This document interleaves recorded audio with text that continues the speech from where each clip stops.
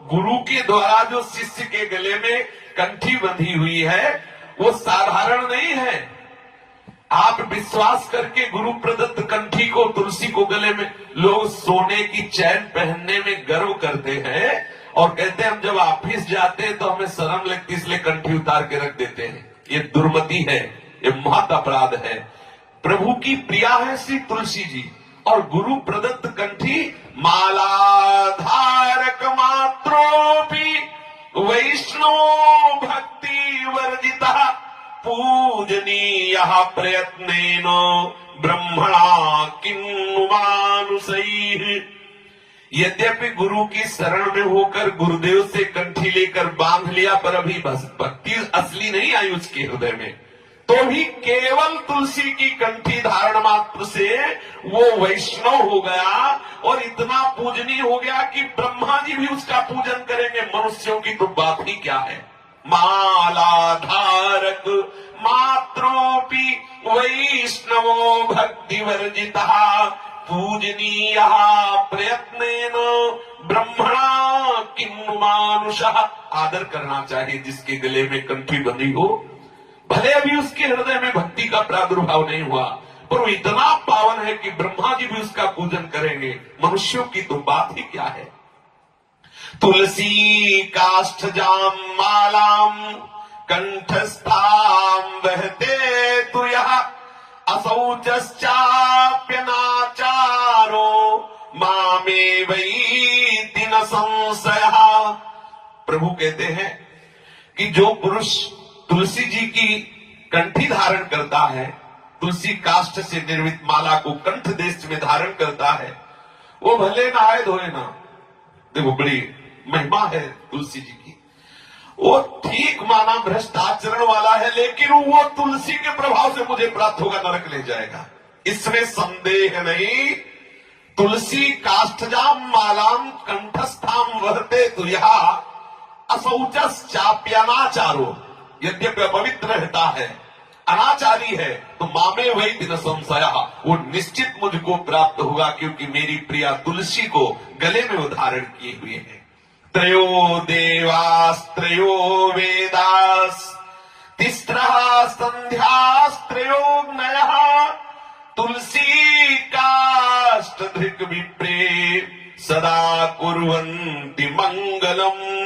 तीनों वेद और तीनों देवता ब्रह्मा विष्णु महेश और तीनों संध्याएं और तीनों अग्नियां जो तुलसी की कंठी धारण करता है, सब निरंतर उसका मंगल करने के लिए सावधान रहते हैं। ध्यान देने योग्य बात, जो गले में तुलसी जी की माला कंठी धारण किए हुए है, तीनों वेद उसकी रक्षा करते हैं। ब्रह्मा विष्णु महेश तीनों ये महान ईश्वर कोटि के देवता रक्षा करते हैं। तीनों संध्याएं, तीनों अग्नियां उस तुलसी माला धारण करने वाले की निरंतर रक्षा करती, उसका मंगल विधान करते रहते हैं। जिसके गले में तुलसी होती है गुरु प्रदत्त, भूत प्रेत ये सब छू नहीं सकते उसको। ये तुलसी जी कोई साधारण ऐसा न समझ ले। यहां तक शास्त्र में लिखा है कि जीवन भर पापाचरण किया और वो मर गया और उसकी जब चिता जल रही हो, उस चिता में यदि तुलसी काष्ठ मिला दिया जाए तो उसकी अधोगति नहीं होगी, वो नर्क नहीं जाएगा। तुलसी काष्ठ पड़ते ही उसके सारे पाप भस्म हो जाए। यद्यपि वो मर चुका है, उसके शरीर की जो चिता दी गई है उसमें यदि तुलसी काष्ठ हो तो वो पवित्र हो जाएगा। इतनी महिमा है। सदा प्रीत मनास्तस्य कृष्णः देवकी नंदनः तुलसी काष्ठ संभूताम यो मालाम वहते नरः। तुलसी काष्ठ की माला धारण करने वाले पर श्री कृष्ण केवल इतने से ही प्रसन्न रहते हैं कि ये मेरी तुलसी जी को धारण किए हुए हैं। ये कभी लोक लज्जा ना करो कि लोग क्या कहेंगे। तुलसी की कंठी धारण करने पर, गुरु प्रदत्त तिलक लगाने में लोग क्या कहेंगे, ये बड़ी बुद्धि मंद हो गई है। हमें निरंतर प्रभु से विमुख करने की चाल चलती रहती है। जब हम तिलक लगाते हैं तो हमें इस बात का गर्व होना चाहिए, प्रभु के दास हैं। ये किसका सुहाग है? प्रीतम का सुहाग।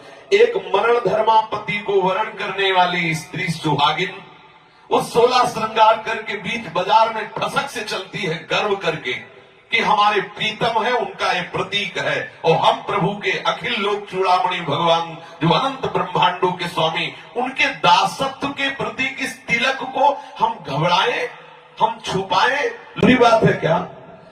देखो देखो कैसा भगवान का भक्त है। अरे हमारा संबंध प्रभु से करके बोल रहे हैं, हमारे सौभाग्य का विषय है। लेकिन मलिन बुद्धि वो सकुचा जाता है कि तिलक नहीं लगाना, कंठी नहीं बांधना, क्योंकि लोग क्या कहेंगे। बहुत सावधान। साक्षात श्री कृष्ण चंद्रजू कह रहे, तुलसी काष्ठ की माला धारण करने मात्र से श्री कृष्ण प्रसन्न हो जाते हैं। जो तार्किक लोग तर्क करते हैं तिलक नहीं लगाना, क्या दिखावे से भगवान मिल जाएंगे, ये बिल्कुल अभक्त हैं। कोई अंदर भक्ति नहीं है, नहीं ऐसे शब्द नहीं निकल सकते। ये आचार्य रूप में भगवान ही पधारते हैं, और जितनी आचार्य परंपराएं वो सब भगवान के द्वारा ही प्रकट की हुई है।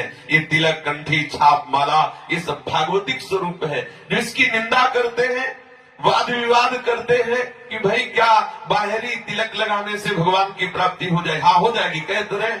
कंठी बांधने से भगवत हाँ हो जाएगी। ये कंठी, ये तिलक, ये आपको धीरे धीरे प्रभु के चरणों में समर्पित कर देगा। उनका दासत्व तो है। ये हमारी दासता का चिन्ह है कि हम श्यामा श्याम के दास हैं। आचार्य परंपरा से, इष्ट परंपरा से लगता चला रहा है। तो जब हम तिलक लगाए होते हैं तो ऐसे पता चलता है कि ये निम्बार्क संप्रदाय का है, ये गौड़ेश्वर संप्रदाय का, ये अर्थात अमुक आचार्य की परंपरा से प्रिया प्रीतम की ये दासता को स्वीकार किए हुए। ऐसा चिन्ह का बहुत बड़ा महत्व है। जो दीक्षा लेने के बाद तिलक नहीं लगाता और उपासना करता है तो उस उपासना को माना गया है निष्फल, बिना तिलक लगाए। स्नान के बाद पहले सुंदर तिलक की रचना करें। प्रथम ही मज्जन कीजिए, सौरभ अंग लगाए, ता पाछे रच बच करे, सुंदर तिलक बनाए।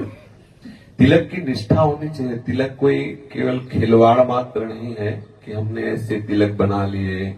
ये हमारे दासत्व का स्वरूप है। अगर हमारे गले में कंठी बंधी है, मस्तक पर श्री वृंदावन के रज का जो तिलक धारण किए हुए हैं, किसी भी भूत प्रेत पिशाच यक्ष राक्षस की ताकत नहीं कि उसको छू सके। किसी के भी मूठ मंत्र आदि का प्रयोग उसके ऊपर क्यों वशीकरण, मारण, उच्चाटन किसी का नहीं कर सकता। पर निष्ठा होनी चाहिए। एक बार हरिराम व्यास जी के शिष्य श्री मधुकर शाह जी, ये राजा है, तो उस समय सम्राट पद पर अकबर विराजमान था। आगरे आया। आगरे में उसने देखा बहुत से जो राजपूत राजा जन हैं तिलक लगाए हुए, क्योंकि ब्रज क्षेत्र से सब जुड़े हुए थे। गले में कंठी, मस्तक पे तिलक। उस समय किसी महापुरुष का उससे सानिध्य प्राप्त अकबर को नहीं हुआ था। तो उसके हृदय में आया कि ये सब तिलक विलक क्या धारण करना। उसने फरमान जारी कर दिया कि कल से सभा में कोई भी तिलक लगा कर नहीं आएगा। यदि तिलक लगा के आया तो गरम लोहे से उसका मस्तक दाग दिया जाएगा। मधुकर शाह जी ने सुना, घर आए, विचार किया कि अखिल लोक ब्रह्मांड के साहब की दासता का चिन्ह एक मुल्क का बादशाह मिटा दे, ऐसा नहीं हो सकता। जो साधारण भक्त थे उन्होंने सोचा कोई तिलक ही लगाने से थोड़ी भक्ति होती, 2-4 दिन नहीं लगाएंगे, जब ये आगरे से चला जाएगा तो फिर लगा लिया करेंगे। लेकिन मधुकर शाह ने विचार किया कि प्रभु की दासता का चिन्ह गुरुदेव के द्वारा दिया हुआ है, मेरा गला कट जाए तभी ये बंद हो सकता है, अन्यथा नहीं।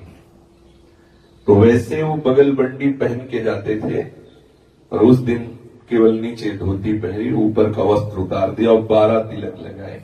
12 तिलक बड़े हुए लगा के सभा में पहुंचे। अकबर ने देखा। अकबर ने कहा, तुमने हमारा फरमान नहीं सुना?